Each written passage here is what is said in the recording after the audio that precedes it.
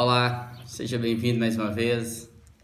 Aquiete o teu coração nesse dia de domingo, dia que o Senhor nos deu, Shabá de Deus para as nossas vidas. E convida a tua família, reúna os seus aí e vamos ler juntos o capítulo 4 da primeira carta de Paulo a Timóteo. E enquanto isso, divulgue, convide o maior número de pessoas para a gente estar nesses dias lendo a palavra, para que o mundo não nos distraia e não nos roube o foco de Jesus da cruz do alto, tá bom? Se inscreva no nosso canal e vamos juntos. Capítulo 4. Ora, o Espírito afirma expressamente que nos últimos tempos alguns apostatarão da fé por obedecer a espíritos enganadores e ensinos de demônios, pela hipocrisia dos que falam mentiras e que têm cauterizado a própria consciência, que proíbem o casamento e exigem abstinência de alimentos que Deus criou para serem recebidos com ações de graças pelos fiéis e por quantos conhecem a plena verdade, pois tudo que Deus criou é bom. E, recebido com ações de graças, nada é recusável, porque pela palavra de Deus e pela oração é santificado. Paulo está falando aqui no poder do Espírito. Ele fala claramente no verso 1, pelo Espírito de Deus. Ele está afirmando categoricamente, ele não tem dúvida nenhuma, até porque ele traz essa bagagem dos judeus, de onde ele era, de onde ele foi criado. As raízes estão neles, e os judeus eles sabiam.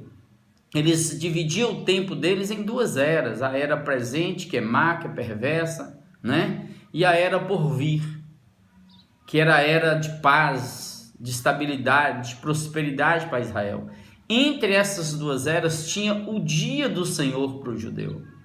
E eles sabiam que não se encerra uma era sem chegar a outra, sem que tenha uma convulsão na terra.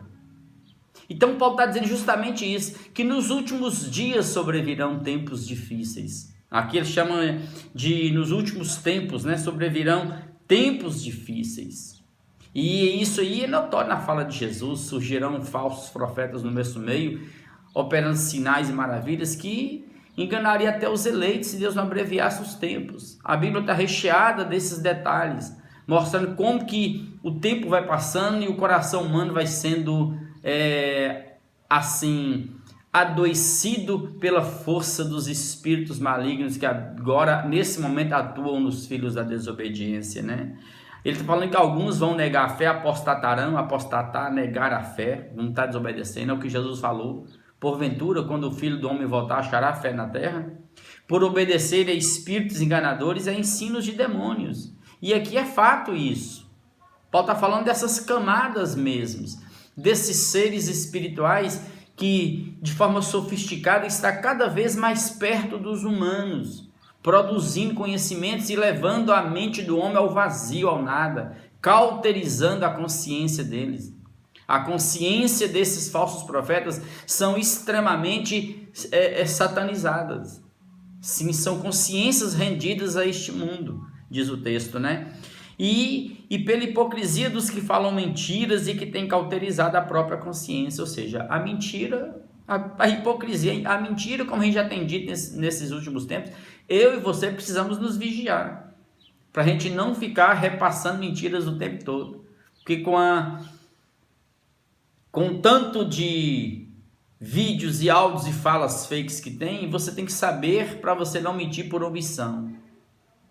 Mas guarde-se da mentira e guarde sua consciência em Cristo, porque tem certos líderes e falsos profetas proibindo até o uso, proibindo até o casamento e proibindo comer alimentos. E isso aqui era a ideia sempre presente nas cartas de Paulo naquele tempo. É a ideia do gnosticismo, a premissa deles. Deus é bom, o Espírito é bom, mas a carne é má. Se a carne é má, eu tenho que sacrificá-la. Então eu não posso dar ao meu corpo, por ele ser má, instintual, maligno, o que ele precisa, o que ele deseja. Eu vou proibir o casamento, eu vou proibir de comer certos alimentos, para que ele possa ser, de forma ascética, rigorosa, ser mutilado, ser machucado, ser ferido. Essa era a ideia que eles tinham. E Paulo está dizendo que não, que os alimentos são de Deus, foram criados por Deus lá desde Gênesis. Deus deixou para que nós usássemos, tá? Em toda a palavra de Deus. Paulo está dizendo justamente aqui. E Paulo está dizendo que esses alimentos têm que ser comidos com fé, com ações de graças, porque a ação de graça, a culpa da oração, santifica todas as coisas, porque tudo que Deus criou é puro, né? Esses alimentos têm que ter participação. Então, é o que ele está dizendo, porque pela palavra de Deus e pela oração, tudo é santificado, está no verso 5. Então, eu quero chamar a atenção minha e sua, para a gente não ficar obcecado, neurótico, com relação a comidas, essas coisas. Não, tudo que Deus criou, Paulo está falando aqui mais uma vez, é bom e é para o nosso bem. E tudo que você come com ações de graça, você remete para Deus e pela oração, tudo é santificado, amados. Então, não fique com medo de nada. Siga sua vida com a consciência em Cristo no chão do Evangelho. Paulo ainda diz para Timóteo, verso 6, expondo essas coisas aos irmãos, serás bom ministro de Cristo Jesus, alimentado com as palavras da fé e da boa doutrina que tens seguido. Aí vem a questão da exposição. Então, quando Paulo está dizendo aqui, expondo essas coisas aos irmãos, é a leitura, fazer parte do culto deles, né? O estilo de culto da igreja primitiva tinha que ter a leitura pública, a igreja reunida e o líder publicamente lia. Ele lia e aí ensinava isso. E ele ensinava conforme o Evangelho de Jesus, porque mesmo quando eles liam as Escrituras, o Velho Testamento, eu tenho que ler o Velho Testamento e aplicar em Jesus, porque tem a maioria das coisas ali, perdeu seu prazo de validade, morreu na cruz, não tem mais significado para os nossos dias. Por isso que ele fala da sã doutrina, manter essa fé, essa consciência, essa saúde no ser. Verso 7, mas rejeita, Timóteo, as fábulas profanas e de velhas caducas. De novo as fábulas aí, que eu disse no início. É gente que gosta de fazer uma construção enorme para falar como é que foi criado tal cidade, como é que foi criado o mundo, como é que nasceu tal família, e vem enxertando um tanto de heresias. Então rejeita essas caduquices. São fábulas. É muito simples. Deus criou tudo. No princípio criou Deus os céus e a terra. Basta saber disso. Basta eu saber que tudo inicia em Deus. Tá bom? Esse é o principal. Aí ele diz, exercita-te pessoalmente na piedade, pois o exercício físico para pouco é proveitoso, mas a piedade para tudo é proveitosa, porque tem a promessa da vida que agora é e da vida que há de ser. Aí ele ensina para mim e para você que a nossa função, o nosso enfoque maior, nossa ênfase maior é no ser, é na piedade, é no amor. Exercitar o amor a cada dia, é procurar servir e amar amar cada vez mais. Se ele faz isso em contraposição àquilo que ele via nos ginásios. Cada cidade tinha um ginásio, jovem, 16, 18 anos, todo mundo ali dava ênfase a tudo. Mas Paulo está dizendo que conquanto o exercício seja bom, e eu sei, você sabe que é bom, pedalar é bom, correr é bom, caminhar é bom, exercitar é bom, mantém saúde do ser, mantém seu corpo equilibrado, mantém sua mente sadia, né? Melhora seu humor, melhora sua produção de hormônio, melhora tanta coisa o exercício físico. É um santo remédio, uma caminhada a fazer tudo isso. Paulo não está desprezando. Só que Paulo está falando que isso tem um tempo. O proveito disso é temporário. Tanto que ele diz, para pouco aproveita, porque o tempo nosso aqui no corpo é pouco. Mas ele fala o exercício não. O exercício espiritual, piedoso, no amor, na misericórdia e na piedade, traz promessas para a vida que é, para o presente, sara o nosso ser, não adoece o coração e prepara-nos para a vida que há de ser. Então fique atentos nessa fala. Verso 9, fiel é esta palavra e digna de inteira aceitação. Essa palavra é digna de toda aceitação, fique atento. Ora, verso 10, é para esse fim que nós labutamos, é um trabalho exaustivo, Paulo está falando, e nos esforçamos, Timóteo, sobremodo, porquanto temos posto a nossa esperança no Deus vivo, Salvador de todos os homens, e especialmente dos fiéis, daqueles que creem. Então Deus veio para salvar todos. É uma linguagem quase que universalista, mas quando você vai ler nos bastidores, você sabe que não é assim. O que Paulo está dizendo assim é que Deus manifestou salvadoramente a todos os homens. A todos os homens o quê? Que no chão da história creem, né? Principalmente daqueles que são os fiéis que estão no caminho. Então ele está dizendo, verso 11, ordena e ensina essas coisas. Olha, ordena e ensina. E o ordenar aqui, o termo grego, não é algo tirano, de uma tirania arrogante, de um ditador dogmático, não. O ensinar aqui, o ordenar aqui é algo amável, dócil, é alguém que caminha com, que exorta, né? Que chama a atenção dessa forma, com longanimidade. Ensina aos irmãos isso. Ninguém, Timóteo, despreze a tua mocidade. Ninguém despreze a tua mocidade. A palavra que ele usa para mocidade aqui é neotes. No grego, neotes era a idade militar, até os 40 anos. Né? Você vai observar que os cânones apostólicos, eles diziam que não era bom, não era agradável que alguém almejasse ser um líder, um bispo, um presbítero, um ancião, um pastor, antes dos 50 anos. Mas aqui Paulo está, enquanto a gente está falando de Timóteo, um jovem, mas ele não era nesse tempo aqui, já não era mais aquele jovenzinho, não. Só que o que Paulo está falando para ele aqui é algo bem trabalhoso, difícil para Timóteo, porque a juventude de Timóteo tinha que ser vivida de tal forma que calasse a boca dos adversários. Timóteo falando, respondendo, não, pela conduta de Timóteo. Então o evangelho requer de nós isso, amados. Uma conduta que seja irrepreensível aos de fora. De modo que os inimigos de fora, sejam eles físicos e espirituais, não tenham como te acusar e te destruir. E a gente, mais uma vez, é com a conduta que a gente faz, a gente muda toda a história. Ninguém despreza a tua mocidade, pelo contrário, torna-te padrão dos fiéis na palavra, tá vendo? Na firmeza no evangelho em Jesus, no procedimento, na forma como você vive e anda, no amor, amar um ao outro, nessa fé simples, sem hipocrisia, e na pureza, amados. De novo, eu não vou precisar mais falar sobre isso, que vocês já sabem. Mantendo a vida pura. Então procure purificar todo o seu ser, toda a sua vida. Até a minha chegada em Éfeso, aplica-te à leitura, à exortação e ao ensino. E isso aqui ele tá falando com relação ao culto da igreja primitiva. Eles liam publicamente. A leitura, que é a leitura pública, você pode observar. Está lá a igreja, ele vinha e lia publicamente as escrituras, alguns resumos, algumas coisas dos apóstolos que eles já tinham, alguns escritos, e aí eles ensinavam. O cara tinha que ter um ensino.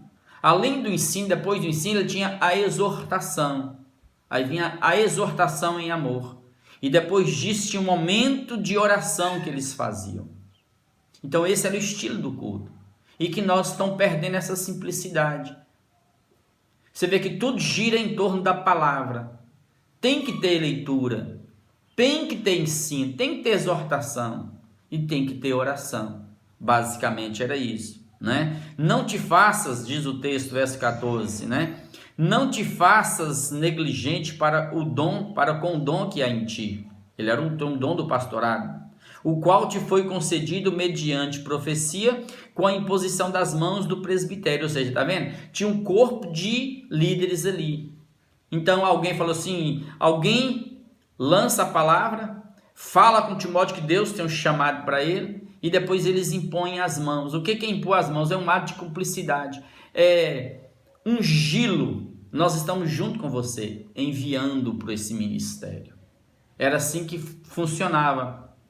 Verso 15, medita essas coisas, Timóteo, e nelas ser diligente. Então, olha, por favor, os líderes de hoje, nós vamos aprender a meditar e pensar. Eu tenho chamado todo mundo para ler a Bíblia, para manter a consciência, o padrão, para que sua consciência não se perca neste mundo. É muito fácil a gente se perder hoje em dia, perder o foco de Deus, de Jesus, se distrair com as fascinações deste mundo, com os encantos deste mundo. Então medita nessas coisas e nelas ser diligente, ser cuidadoso, ser criterioso para o teu progresso, para que o teu progresso a todos seja manifesto. Ou seja, aquela vida de Timóteo ia ser manifestada a todos. E todos iam ver que aquele jovem Timóteo era um homem de Deus e que andava na luz. Tem cuidado de ti mesmo e da doutrina. Então cuida de ti. Assim como eu estou te pedindo, Mazinho, cuida, eu vou cuidar de mim, eu estou pedindo a você, cuida de ti. E cuida-te também da doutrina, do Evangelho, para que ele seja saúde em você. Para que você não tropece em Jesus e o Evangelho se torne uma pedra de tropeço, a ponto de, como nesses dias, muitos foram se apostatando, como Alexandre e Mineu, muitos nesses dias têm se apostatado, seguindo outros deuses, seguindo este mundo de morte. Então vamos manter o cuidado. Essa fala de Paulo aqui é basicamente aquela fala de Jesus, quando se trata do fim, esse momento que antecede. Né? Ele pede para que nós vigiemos, mantendo a nossa mente sóbria, né? Para que nosso coração não fique sobrecarregado com as consequências das orgias e dos bacanais deste mundo, da loucura deste mundo. Ou seja, porque você vai vendo, ouvindo, assistindo, daqui a pouco sua mente e seu coração estão cheios. Quando você pensa que não, a gente está fazendo as mesmas coisas que a gente condena. Então, cuidado, tem cuidado de ti. E tem cuidado para que o Evangelho seja saúde no seu ser, não pedra de tropeço. Continua nesses deveres, eu e você, continuemos lendo a palavra, buscando, servindo, amando, ajudando todos quantos Deus colocar na nossa frente. Porque fazendo assim, continuando assim, nós perseverando nisso, salvarás tanto a ti mesmo como aos teus ouvintes. Ou seja, isso é salvação para mim e para todos que estão próximos de mim, na minha casa, na sua. Eu quero nesse instante que você aquiete seu coração aí. E eu te convido para que a gente faça isso nesse instante. Nós já lemos as Escrituras, nós já meditamos um pouco de forma rápida. Agora é hora de nós orarmos e adorarmos a Deus nesse instante, nesse momento de culto, nesse momento que você se rende no altar do Senhor. Vamos orar juntos. Pai, obrigado pelo privilégio que temos de ler a Tua Palavra, de sermos exortados, de aprendermos o Evangelho. Oh Deus, obrigado pelo privilégio que temos de orarmos juntos, sermos uma família em oração.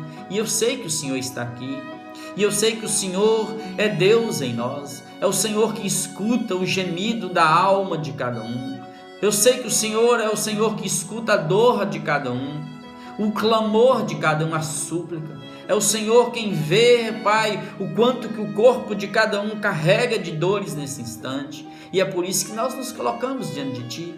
Porque o Senhor é o Pai que ama, é o Pai que cuida. Então cuida de mim, cuida dos Teus filhos. Oh Deus, guarda as nossas casas agora com Tua glória. Cubra-nos com Teu sangue. Que nossas casas sejam cercadas com anjos do Senhor, anjos com espadas de fogo na mão, que destrua, Pai, todo dardo, toda seta do maligno, tentando, Pai, destruir nossa consciência, roubar-nos a saúde do Evangelho, desviar-nos da pureza, ó Deus, e afastar-nos da fé em Cristo Jesus. Sim, Pai, nós queremos, Pai, caminhar e perseverar. Oh Deus, é semear este Evangelho no coração de todos que passarem por nós. Então olha para mim e olha para os teus filhos e faça de nós, assim como tu fizestes com Timóteo, um instrumento em tuas mãos. Sustenta todos quantos estão conosco. Sopra a tua bênção sobre cada um. Que o teu anjo os visite. Que cada casa seja curada. Sim, Pai. Todo princípio de enfermidade em nós, enfermidades que possivelmente a gente nem sabe e nem esteja ciente dela, que o Senhor arranque de nós, que o Senhor nos livre de toda peste, que o Senhor nos dê a tua paz, que o Senhor cure os que estão no leito, que o Senhor levante o abatido, que o Senhor restaure a alma aflita e que sejamos luzes nessa terra. Obrigado por este momento, Pai. É assim que nós, no poder do Teu Espírito, oramos, Pai, agradecidos, em nome de Jesus. Amém, amém e amém.